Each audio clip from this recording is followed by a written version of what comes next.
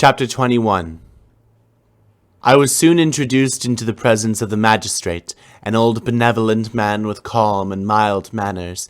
He looked upon me, however, with some degree of severity, and then, turning towards my conductors, he asked who appeared as witnesses on this occasion. About half a dozen men came forward, and one being selected by the magistrate, he deposed that he had been out fishing the night before with his son and brother-in-law, Daniel Nugent, when, about 10 o'clock, they observed a strong northerly blast rising, and they accordingly put in for port. It was a very dark night, as the moon had not yet risen. They did not land at the harbor, but, as they had been accustomed, at a creek about 2 miles below.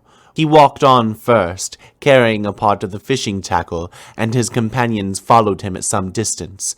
As he was proceeding along the sands, he struck his foot against something and fell at his length on the ground. His companions came up to assist him, and by the light of their lantern they found that he had fallen on the body of a man who was to all appearance dead. Their first supposition was that it was the corpse of some person who had been drowned and was thrown on shore by the waves, but on examination they found that the clothes were not wet, and even that the body was not then cold. They instantly carried it to the cottage of an old woman near the spot, and endeavored, but in vain, to restore it to life. It appeared to be a handsome young man, about 25 years of age. He had apparently been strangled, for there was no sign of any violence except the black marks of fingers on his neck. The first part of this deposition did not in the least interest me, but when the mark of the fingers was mentioned, I remembered the murder of my brother, and felt myself extremely agitated. My limbs trembled, and a mist came over my eyes, which obliged me to lean on a chair for support. The magistrate observed me with a keen eye, and of course drew an unfavorable augury from my manner. The son confirmed his father's account, but when Daniel Nugent was called, he swore positively that just before the fall of his companion he saw a boat with a single man in it at a short distance from the shore, and as far as he could judge by the light of a few stars, it was the same boat in which I had just landed. A woman deposed that she lived near the beach and was standing at the door of her cottage waiting for the return of the fishermen about an hour before she heard of the discovery of the body, when she saw a boat with only one man in it push off from that part of the shore where the corpse was afterwards found. Another woman confirmed the account of the fishermen having brought the body into her house. It was not cold. They put it into a bed and rubbed it, and Daniel went to the town for an apothecary, but life was quite gone. Several other men were examined concerning my landing, and they agreed that, with the strong north wind that had arisen during the night, it was very probable that I had beaten about for many hours, and had been obliged to return nearly to the same spot from which I had departed. Besides, they observed that it appeared that I had brought the body from another place, and it was likely that as I did not appear to know the shore, I might have put down into the harbor ignorant of the place of the town from the place where I had deposited the corpse. Mr. Kerwin, on hearing this evidence, desired that I should be taken into the room where the body lay for interment, that it might be observed what effect the sight of it would produce upon me. This idea was probably suggested by the extreme agitation I had exhibited when the mode of the murder had been described. I was accordingly conducted by the magistrate and several other persons to the inn. I could not help being struck by the strange coincidences that had taken place during this eventful night, but, knowing that I had been conversing with several persons in the island I had inhabited about the time that the body had been found, I was perfectly tranquil as to the consequences of the affair. I entered the room where the corpse lay and was led up to the coffin. How can I describe my sensations on beholding it? I feel yet parched with horror, nor can I reflect on that terrible moment without shuddering and agony. The examination, the presence of the magistrate and witnesses, passed like a dream from my memory when I saw the lifeless form of Henry Clerval stretched before me. I gasped for breath, and throwing myself on the body, I exclaimed, "Have my murderous machinations deprived you also, my dearest Henry, of life? 2 have I already destroyed. Other victims await their destiny. But you, Clerval, my friend, my benefactor!" The human frame could no longer support the agonies that I endured, and I was carried out of the room in strong convulsions. A fever succeeded to this. I lay for 2 months on the point of death. My ravings, as I afterwards heard, were frightful. I called myself the murderer of William, of Justine, and of Clerval. Sometimes I entreated my attendants to assist me in the destruction of the fiend by whom I was tormented, and at others I felt the fingers of the monster already grasping my neck, and I screamed aloud in agony and terror. Fortunately, as I spoke my native language, Mr. Kerwin alone understood me, but my gestures and bitter cries were sufficient to affright the other witnesses. Why did I not die? More miserable than man ever was before, why did I not sink into forgetfulness and rest? Death snatches away many blooming children, the only hopes of their doting parents. How many brides and youthful lovers have been one day in the bloom of health and hope, and the next a prey for worms and the decay of the tomb? Of what materials was I made that I could thus resist so many shocks, which, like the turning of the wheel, continually renewed the torture? But I was doomed to live, and in 2 months found myself as awaking from a dream, in a prison, stretched on a wretched bed, surrounded by jailers, turnkeys, bolts, and all the miserable apparatus of a dungeon. It was morning, I remember, when I thus awoke to understanding. I had forgotten the horrors of what had happened, and only felt as if some great misfortune had suddenly overwhelmed me. But when I looked around and saw the barred windows and the squalidness of the room in which I was, all flashed across my memory, and I groaned bitterly. The sound disturbed an old woman who was sleeping in a chair beside me. She was a hired nurse, the wife of one of the turnkeys, and her countenance expressed all those bad qualities which often characterize that class. The lines of her face were hard and rude, like that of persons accustomed to see without sympathizing in sights of misery. Her tone expressed her entire indifference. She addressed me in English, and the voice struck me as one I had heard during my sufferings. "Are you better now, sir?" said she. I replied in the same language with a feeble voice. "I believe I am, but if it be all true, if indeed I did not dream, I am sorry that I am still alive to feel this misery and horror." "For that matter," replied the old woman, "if you mean about the gentleman you murdered, I believe that it were better for you if you were dead, for I fancy it will go hard with you. However, that's none of my business. I am sent to nurse you and get you well. I do my duty with a safe conscience. It were well if everybody did the same." I turned with loathing from the woman who could utter so unfeeling a speech to a person just saved on the very edge of death. But I felt languid and unable to reflect on all that had passed. The whole series of my life appeared to me as a dream. I sometimes doubted if indeed it were all true, for it never presented to my mind with the force of reality. As the images that floated before me became more distinct, I grew feverish. A darkness pressed around me. No one was near me who soothed me with the gentle voice of love. No dear hand supported me. The physician came and prescribed medicines, and the old woman prepared them for me, but utter carelessness was visible in the first, and the expression of brutality was strongly marked in the visage of the second. Who could be interested in the fate of a murderer but the hangman who would gain his fee? These were my first reflections, but I soon learned that Mr. Kerwin had shown me extreme kindness. He had caused the best room in the prison to be prepared for me. Wretched indeed was the best, and it was he who provided a physician and a nurse. It is true, he seldom came to see me, for although he ardently desired to relieve the sufferings of every human creature, he did not wish to be present at the agonies and miserable ravings of a murderer. He came therefore sometimes to see that I was not neglected, but his visits were short and with long intervals. One day, while I was gradually recovering, I was seated in a chair, my eyes half open and my cheeks livid like those in death. I was overcome by gloom and misery, and often reflected I had better seek death than desire to remain in a world which to me was replete with wretchedness. At one time I considered whether I should not declare myself guilty and suffer the penalty of the law, less innocent than poor Justine had been. Such were my thoughts when the door of my apartment was opened and Mr. Kerwin entered. His countenance expressed sympathy and compassion. He drew a chair close to mine and addressed me in French. "I fear that this place is very shocking to you. Can I do anything to make you more comfortable?" "I thank you, but all that you mention is nothing to me. On the whole earth there is no comfort which I am capable of receiving. I know that the sympathy of a stranger can be of little relief to one borne down as you are by so strange a misfortune. But you will, I hope, soon quit this melancholy abode, for doubtless evidence can easily be brought to free you from the criminal charge. That is my least concern.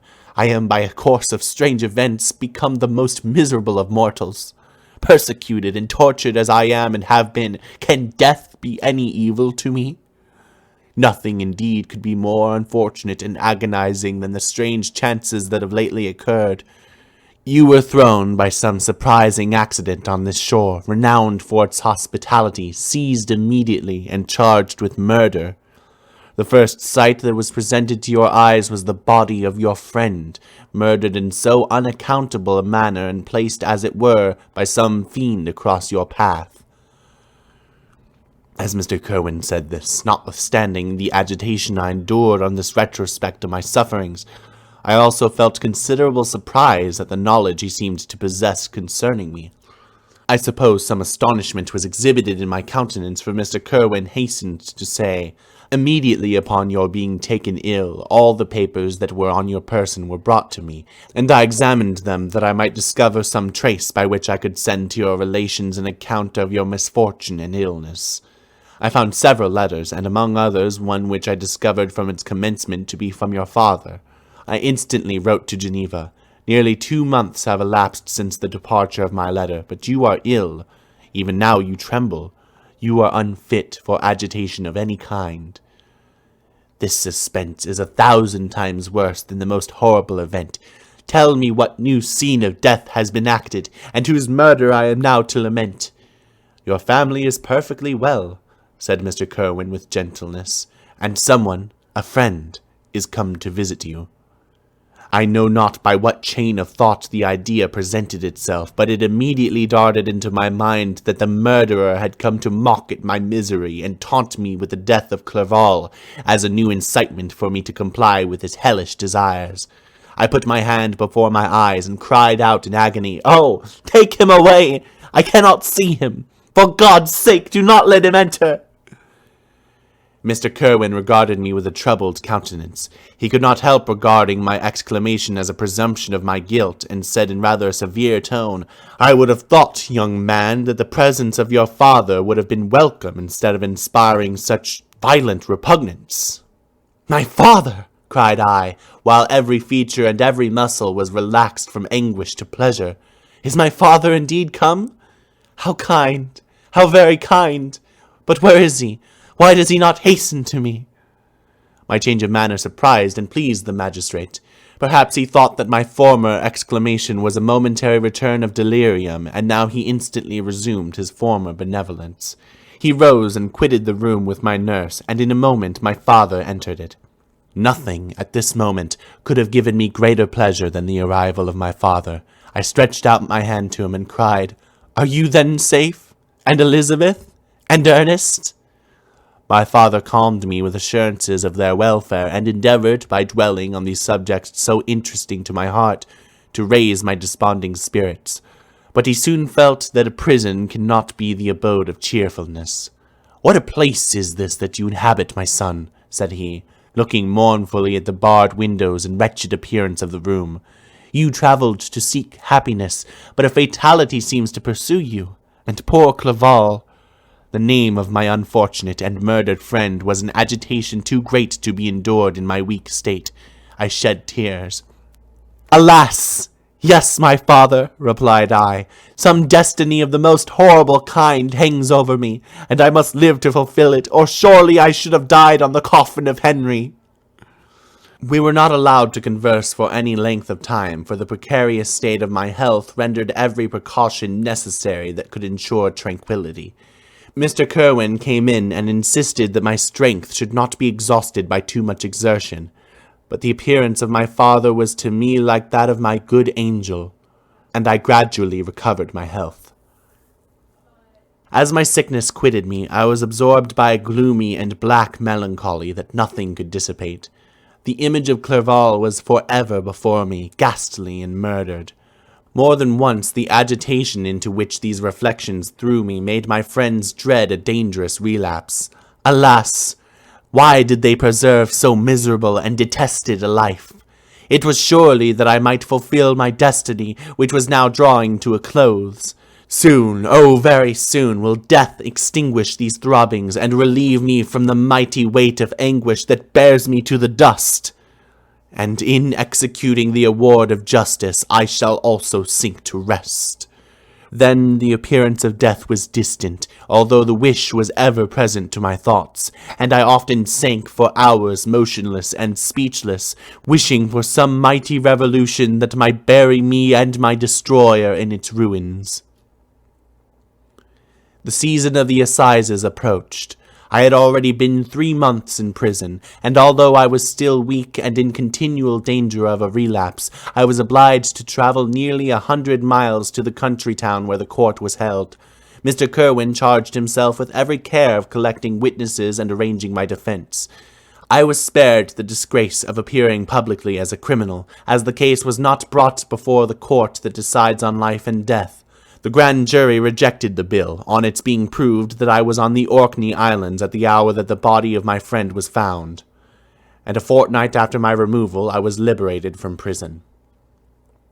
My father was enraptured on finding me freed from the vexations of a criminal charge, that I was again allowed to breathe the fresh atmosphere and permitted to return to my native country. I did not participate in these feelings, for to me the walls of a dungeon or a palace were alike hateful. The cup of life was poisoned forever, and although the sun shone upon me, as upon the happy and gay of heart, I saw around me nothing but a dense and frightful darkness, penetrated by no light but the glimmer of 2 eyes that glared upon me. Sometimes they were the expressive eyes of Henry, languishing in death, the dark orbs nearly covered by the lids and the long black lashes that fringed them. Sometimes it was the watery, clouded eyes of the monster, as I first saw them in my chamber at Ingolstadt. My father tried to awaken in me the feelings of affection. He talked of Geneva, which I should soon visit, of Elizabeth and Ernest, but these words only drew deep groans from me. Sometimes, indeed, I felt a wish for happiness, and thought with melancholy delight of my beloved cousin, or longed, with a devouring malady du pays, to see once more the blue lake and rapid Rhone that had been so dear to me in early childhood. But my general state of feeling was a torpor in which a prison was as welcome a residence as the divinest scene in nature, and these fits were seldom interrupted but by paroxysms of anguish and despair. At these moments I often endeavored to put an end to the existence I loathed, and it required unceasing attendance and vigilance to restrain me from committing some dreadful act of violence. Yet one duty remained to me, the recollection of which finally triumphed over my selfish despair. It was necessary that I should return without delay to Geneva, there to watch over the lives of those I so fondly loved, and to lie in wait for the murderer, that if any chance led me to the place of his concealment, or if he dared again to blast me by his presence, I might, with unfailing aim, put an end to the existence of the monstrous image which I had endued with the mockery of a soul still more monstrous. My father still desired to delay our departure, fearful that I could not sustain the fatigues of a journey, for I was a shattered wreck, the shadow of a human being. My strength was gone, I was a mere skeleton, and a fever night and day preyed upon my wasted frame. Still, as I urged our leaving Ireland with such inquietude and impatience, my father thought it best to yield. We took our passage on board a vessel bound for Havre de Grace, and sailed with a fair wind from the Irish shores. It was midnight. I lay on the deck looking at the stars and listening to the dashing of the waves. I hailed the darkness that shut Ireland from my sight, and my pulse beat with a feverish joy when I reflected that I should soon see Geneva. The past appeared to me in the light of a frightful dream. Yet the vessel in which I was, the wind that blew me from the detested shore of Ireland, and the sea which surrounded me, told me too forcibly that I was deceived by no vision, and that Clerval, my friend and dearest companion, had fallen a victim to me and the monster of my creation. I repassed in my memory my whole life, my quiet happiness while residing with my family in Geneva, the death of my mother, and my departure for Ingolstadt. I remembered, shuddering, the mad enthusiasm that hurried me on to the creation of my hideous enemy, and I recalled to mind the night in which he first lived. I was unable to pursue the train of thought. 1,000 feelings pressed upon me, and I wept bitterly. Ever since my recovery from the fever, I had been in the custom of taking every night a small quantity of laudanum, for it was by means of this drug only that I was enabled to gain the rest necessary for the preservation of life. I now swallowed double my usual quantity and soon slept profoundly. But sleep did not afford me respite from my thought and misery. My dreams presented 1,000 objects that scared me. Towards morning I was possessed by a kind of nightmare. I felt the fiend's grasp in my neck and could not free myself from it. Groans and cries rang in my ears.